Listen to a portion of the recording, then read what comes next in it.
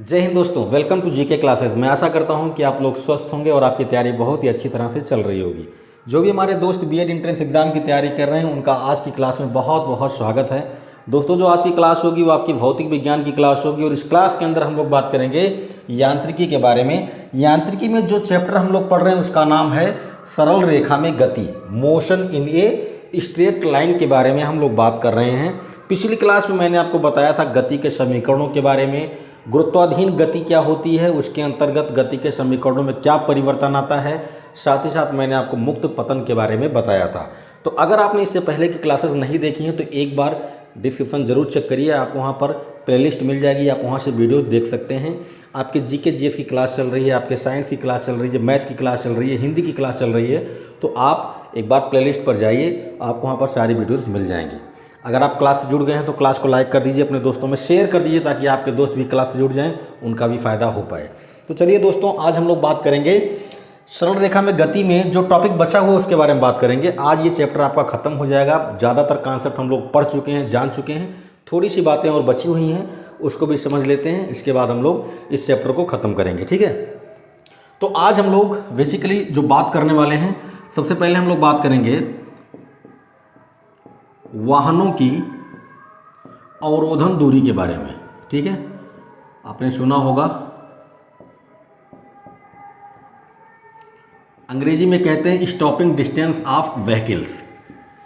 जो वाहन होती हैं उनकी अवरोधन दूरी किसे कहते हैं, अवरोधन दूरी क्या होती है, हम लोग निकालते कैसे हैं, इसके बारे में बात करेंगे। तो पहले अवरोधन दूरी को समझ लेते हैं। अंग्रेजी होती है स्टॉपिंग डिस्टेंस, मतलब रुकने से पहले तय की गई दूरी। मैं लिख देता हूँ, वाहनों द्वारा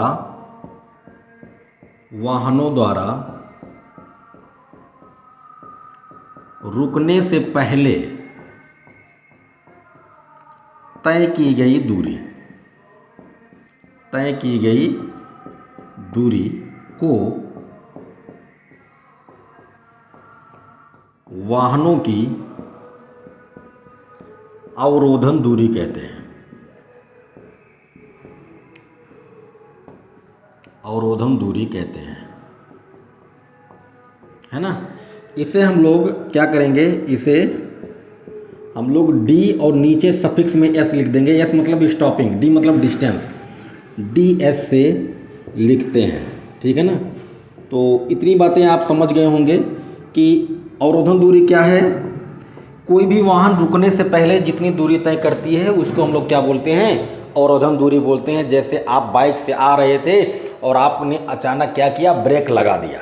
ब्रेक लगाएंगे तो पहिया क्या होगा, घर्षण करेगा रोड के साथ में, और कुछ देर क्या होगा, स्केटिंग करता हुआ, फिसलता हुआ थोड़ी सी डिस्टेंस कवर करता है। रुकने के बाद, यानी कि रुकने से पहले आपने जब ब्रेक लगाया तो गाड़ी ने रुकने से पहले जो दूरी तय की है, जो टायर ने दूरी तय की है, उसी को हम बोलते हैं क्या, अवरोधन दूरी। और ये निकलता कैसे है, सीधी सी बात है, जब हम किसी भी गाड़ी को रोकने जा रहे हैं, वाहन को रोकने जा रहे हैं, तो हम ब्रेक लगाते हैं और जैसे हम ब्रेक लगाएंगे अंतिम वेग शून्य हो जाएगा। क्या होगा, अंतिम वेग हो गया शून्य।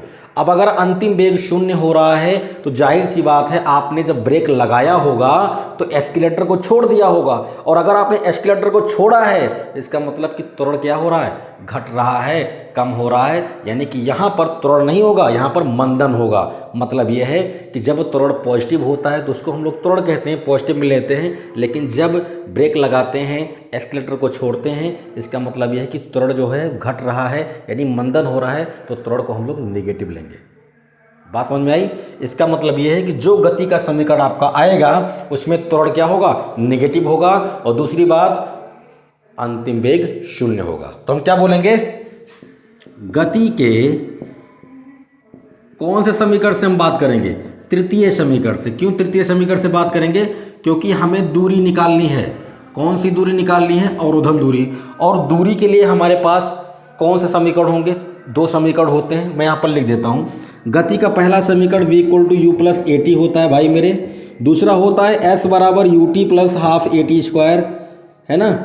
तीसरा समीकरण होता है v² = u² + 2as। यही तीन समीकरण होते हैं आपके गति के। हमें निकालनी है दूरी। दूरी कौन से समीकरण में आएगी, इसमें तो दूरी है ही नहीं, इसकी बात ही नहीं कर सकते हम, इसमें तो दूरी है ही नहीं। दूसरे और तीसरे में दूरी यहाँ पर भी है और यहाँ पर भी है। कौन सी दूरी की बात करेंगे भैया, ब्रेक लगा दिया तो अंतिम वेग 0 हो गया, समय के बारे में कोई आइडिया नहीं है। इसका मतलब कि यहाँ पर समय भी दिया गया है, अंतिम वेग की कोई बात ही नहीं की गई है। इसका मतलब इस समीकरण का भी हम प्रयोग नहीं कर सकते यहाँ पर। तो हमारे पास बचता है तीसरा वाला, इसी का हम लोग उपयोग करेंगे, यानी गति के तृतीय समीकरण से v स्क्वायर इक्वल टू क्या हो जाएगा भैया, u स्क्वायर प्लस में क्या 2as, ये हो गया। अंतिम वेग हो गया 0, अंतिम वेग क्या है 0 है, तो ये 0 हुआ तो इधर हो गया 0 है ना, चूंकि v इक्वल टू 0 तो इसलिए यहाँ पर 0 हो गया। u स्क्वायर प्लस में 2s, अब यहाँ पर s को हम चेंज करेंगे, ये s आपका बन जाएगा ds। क्या बनेगा भैया, ds मतलब स्टॉपिंग डिस्टेंस यानी अवरोधन दूरी। यहाँ से अगर आप अवरोधन दूरी की बात करते हैं तो इसको जब आप इधर लाओगे तो ये हो जाएगा 2a ds, माइनस में होगा क्योंकि इसको आप इधर लाओगे बराबर के तो ये नेगेटिव हो जाएगा और इधर बचेगा कितना u स्क्वायर। यहाँ से जब आप ds की वैल्यू निकालोगे तो आएगा नेगेटिव में u स्क्वायर डिवाइडेड बाई कितना 2a। तो अगर आपको किसी वस्तु की अवरोधन दूरी, किसी वाहन की अवरोधन दूरी निकालनी है तो आप उसका प्रारंभिक वेग निकालिए और उसका त्वरण निकालिए, इस इक्वेशन में, इस फॉर्मूले में फिट कर देंगे तो आपका आंसर आ जाएगा। अब यहाँ पर नेगेटिव साइन आगे आया है, तो मैंने जैसा कि पहले बताया कि जब हम गाड़ी को ब्रेक लगाते हैं तो उसका त्वरण जो होता है घटने लगता है, यानी कि नेगेटिव होगा त्वरण। यहाँ पर जो है वो मंदन हो रहा है ना, यहाँ पर क्या हो रहा है, मंदन हो रहा है। तो ये नेगेटिव साइन सिर्फ इस बात को बता रहा है कि त्वरण जो होगा क्या हो रहा है, घट रहा है, ठीक है। अब इस इक्वेशन को देखकर हम एक रिजल्ट और निकाल सकते हैं, अगर हम चाहें तो एक रिजल्ट और निकाल सकते हैं कि भैया अगर u को अगर हम बढ़ाएं, अगर प्रारंभिक वेग को हम बढ़ाएं तो आपका अवरोधन दूरी क्या होगा, बढ़ेगा, और त्वरण क्या होगा, घटेगा। सीधी सी बात है, u बढ़ेगा तो ds बढ़ेगा। अगर शुरुआत में हम बहुत तेज़ी से चलेंगे तो जाहिर सी बात है रुकने से पहले हम ज़्यादा दूरी तय करेंगे। तो ये हो गई बात अवरोधन दूरी की। कोई भी वाहन रुकने से पहले, ब्रेक लगाने के बाद जो भी वस्तु, जो भी वाहन जो भी दूरी तय करेगी उस दूरी को हम बोलते हैं अवरोधन दूरी। इसको ds से लिखते हैं, d माने डिस्टेंस, s माने स्टॉपिंग डिस्टेंस, है ना, s का मतलब स्टॉपिंग होता है, तो ds का मतलब हो गया स्टॉपिंग डिस्टेंस। गति का तीसरा समीकरण लगाया तो हमें स्टॉपिंग डिस्टेंस का ये रिजल्ट मिला है, ds equal to minus u square बटे 2a। u जो है वो प्रारंभिक वेग है और a जो है क्या है, मंदन है ना, यहाँ पर नेगेटिव हो रहा है इसलिए हम त्वरण को मंदन बोलेंगे, ठीक है। तो ये हो गई बात अवरोधन दूरी की। एक बार आप स्क्रीनशॉट ले लीजिए, उसके बाद हम लोग आगे बढ़ते हैं।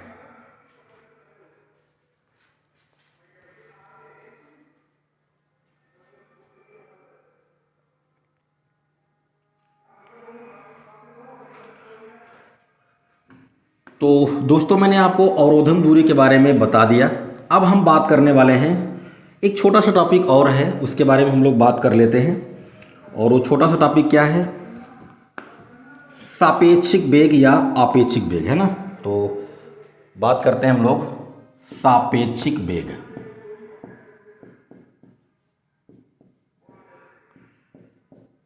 अंग्रेजी होती है रिलेटिव वेलोसिटी। क्या होती है भैया, रिलेटिव वेलोसिटी।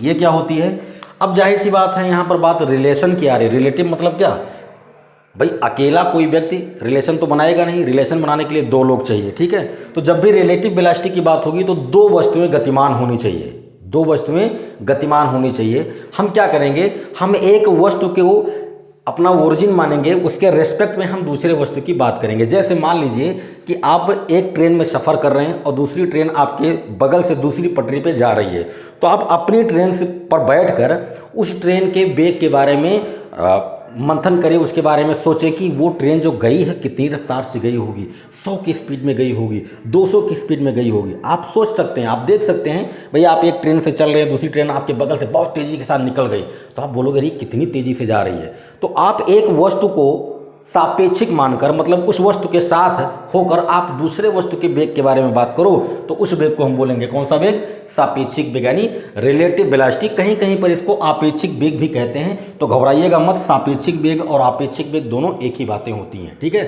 अब सवाल ये उठता है, मैंने आपको बोला कि ट्रेन जो है, आप एक ट्रेन पे सवार हैं, दूसरी ट्रेन आपके बगल से जा रही है, तो कंडीशन ये भी हो सकती है कि दोनों ट्रेनें एक ही दिशा में जा रही हों, और ये भी कंडीशन हो सकती है कि दोनों ट्रेनें एक दूसरे की विपरीत दिशा में जा रही हैं। तो जब एक ही दिशा में जाएंगे तब वेग कुछ और आएगा, और जब अलग अलग दिशाओं में जाएंगे तब वेग कुछ और आएगा। तो बोलेंगे जब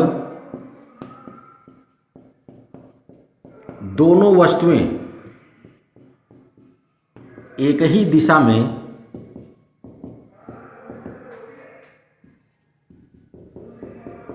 गतिमान हो। अगर दोनों वस्तुएं एक ही दिशा में गतिमान हैं तब क्या होगा, तथा उनके वेग u तथा v हो, तब पहले के सापेक्ष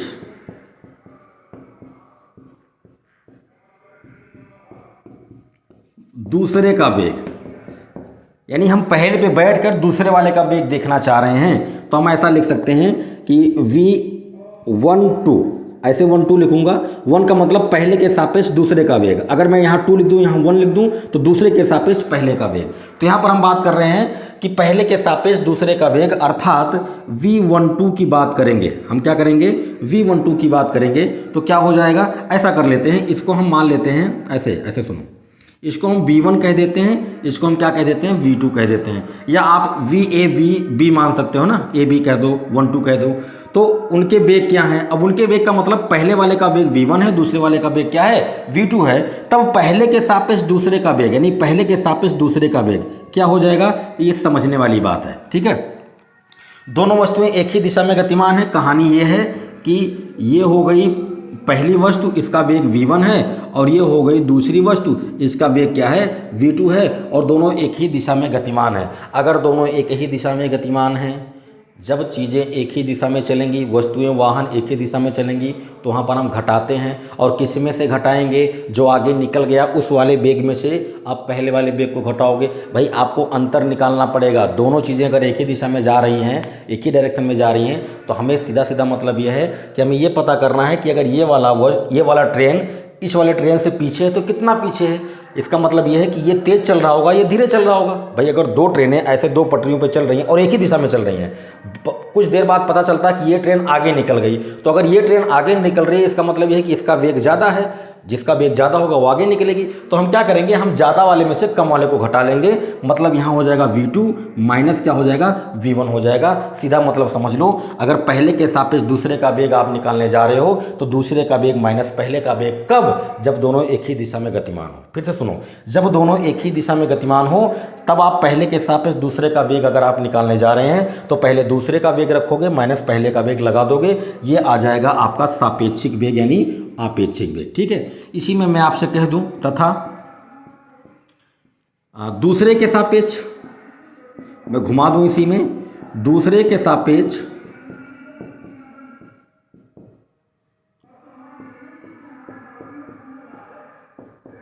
पहले का वेग। अब दूसरे के सापेक्ष पहले का वेग यानी कि आप किसकी बात करने जा रहे हो भैया, आप बात करने जा रहे हो v21 की, दूसरे के सापेक्ष पहले का वेग। तो जो लास्ट में 1 लिखा है ना, इसको पहले कर देना ऐसे, बस कुछ नहीं। यहाँ पर लास्ट में 2 था तो v2 आ गया, यहाँ लास्ट में 1 था तो v1 आ गया। ठीक, ये कंडीशन हो जाएगी। तो ये हो गई बात कब की, जब दोनों वस्तुएं, जो दोनों वाहन एक ही दिशा में गतिमान है, तब की ये कंडीशन हो गई। अब इसको आप लिख लीजिए या स्क्रीनशॉट ले लीजिए, उसके बाद हम लोग दूसरे कंडीशन के बारे में भी बात करेंगे। ठीक है,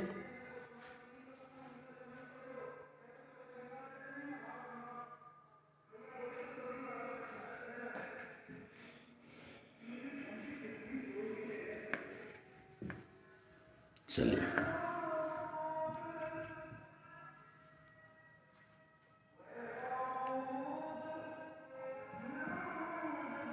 दूसरी कंडीशन है जब दोनों वस्तु विपरीत दिशा में गतिमान हो, है ना, किधर हो, विपरीत दिशा में गतिमान हो तथा उनके वेग v1 तथा v2 हो, तब पहले के सापेक्ष दूसरे का वेग। अब कहानी ये है, ये पहली वस्तु इधर जा रही है और दूसरी जो है वो इधर आ रही है, दोनों वस्तुएं क्या हो गई, विपरीत दिशा में गतिमान हो गई। तब इस कंडीशन में पहले के सापेक्ष दूसरे का वेग अर्थात v12 आप निकालोगे तो दोनों अगर विपरीत दिशाओं में गतिमान है तो जुड़ जाता है, यानी v2 प्लस v1 कर दो, चाहे v1 प्लस v2 कर दो। यहाँ पर तो प्लस है तो कोई दिक्कत वाली बात नहीं है। ठीक है, तथा दूसरा वाला कंडीशन भी बन जाएगा, दूसरे के सापेक्ष पहले का वेग, दूसरे के सापेक्ष पहले का वेग, अर्थात v21, v21 क्या हो जाएगा बाबू, v21 हो जाएगा v1 प्लस v2, ठीक है, ये हो गए, ठीक है। तो सापेक्षिक वेग मैं आशा करता हूं कि आप समझ गए होंगे। एक वस्तु को रिस्पेक्ट में रख के एक वस्तु के साथ हम दूसरे वस्तु के वेग के बारे में जब भी बात करेंगे तो उसको बोलेंगे सापेक्षिक वेग। सापेक्षिक वेग दो कंडीशन में आपसे पूछी जा सकती है। एक तो कहेगा जब दोनों वस्तुएं विपरीत दिशा में गतिमान हो, जब विपरीत की बात होगी तो जोड़ देना, और जब एक ही दिशा की बात होगी तो घटा देना, ठीक है। मैं आशा करता हूं कि आप समझ गए होंगे सापेक्षिक वेग क्या होता है, और साथ ही साथ आप वाहनों की अवरोधन दूरी के बारे में भी आप समझ गए होंगे, ठीक है। तो आपका जो सरल रेखा में गति वाला चैप्टर है यहीं पर ख़त्म हो जाता है। कॉन्सेप्ट कुछ बचा नहीं है। जो भी चीज़ें थी मैंने ग्राफ को लेकर सारी चीज़ें मैंने आपको बता दी हैं। अब हम क्वेश्चन करेंगे, और क्वेश्चन जब हमारे सामने आएंगे तो हम देखेंगे कि किस टाइप के क्वेश्चन आते हैं और हमको उन क्वेश्चंस में क्या करना होता है। कुल मिला के बात इतनी है कि जो भी इस चैप्टर से क्वेश्चन आएंगे वो बहुत ही आसान होते हैं। बस आपको थोड़ा सा कंसंट्रेट रहने की आवश्यकता है। चीज़ों को समझिए, चीज़ें आपके दिमाग में फिट होनी चाहिए। जब तक आप कॉन्सेप्ट को नहीं समझोगे तब तक आपसे क्वेश्चन नहीं होंगे, क्योंकि फिजिक्स रटने वाली चीज़ नहीं है, समझने वाली चीज़ है, ठीक है। तो मैं आशा करता हूँ कि आपको आज की क्लास भी पसंद आई होगी, आपको मज़ा आया होगा। क्लास कैसा लगा कमेंट के माध्यम से बताइए। आज की क्लास को मैं यहीं पर रोकता हूँ। नेक्स्ट क्लास में हम लोग इसके क्वेश्चन करेंगे, ठीक है। तो क्लास को लाइक कर दीजिए, अपने दोस्तों में शेयर कर दीजिए। अगर आप चैनल पर नए हैं तो सब्सक्राइब कीजिए, बेल आइकन को प्रेस कीजिए, ऑल पर क्लिक कर दीजिए, ताकि ऐसे ही क्लासेस आपको मिलती रहें। आप वीडियो देख लेते हो, क्लास देख लेते हो, आप शेयर नहीं करते हो, शेयर किया कीजिए, लाइक भी किया कीजिए, ठीक है। मिलते हैं अगली क्लास में, अपना ख्याल रखें। जय हिंद।